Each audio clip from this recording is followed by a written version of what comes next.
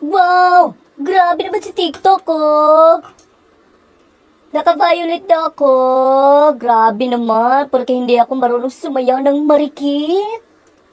Tinanggal nila yung sayaw ko. Naku naman si TikTok, oh! Grabe siya, oh! Ah, strict mo talaga, TikTok. Grabe ka. Ito. Sasayaw ako ng marikit. Ay, ano ba yan? Tinanggal mo.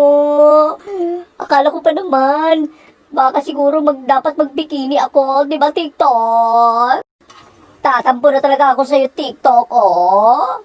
Remove for violating daw. Guys, please. Paki-add na lang ako, paki-follow na lang. Baka ma-save ko yung marikit ko. TikTok, anong nangyari?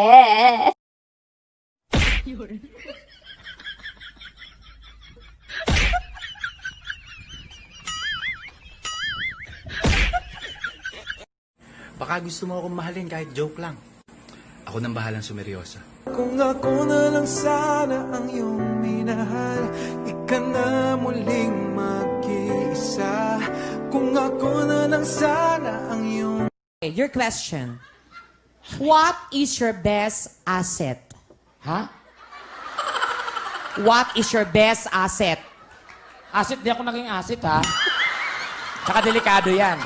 Napansin lang ako sa pinost mo sa Facebook. Ay, alin po? Yung picture ng batang nagugutom at sinasabi sa caption na i-share kung gusto kong makatulong at pag in-ignore ko, wala akong pakialam.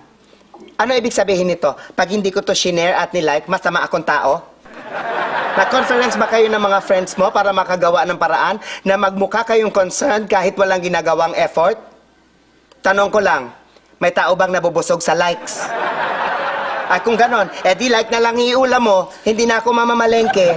O kaya, ikahon nyo yung mga likes na yan at i-donate nyo sa mga nasalantanan kung talaga nakakatulong yan. Is this a sore throat? Is this just allergies?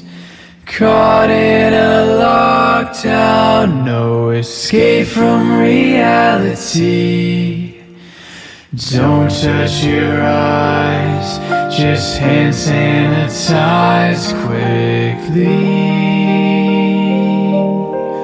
I'm just a poor boy, no job security. 'Cause it's easy spread, even though wash your hands, lay it low. I look out the window, curve doesn't look flatter to me.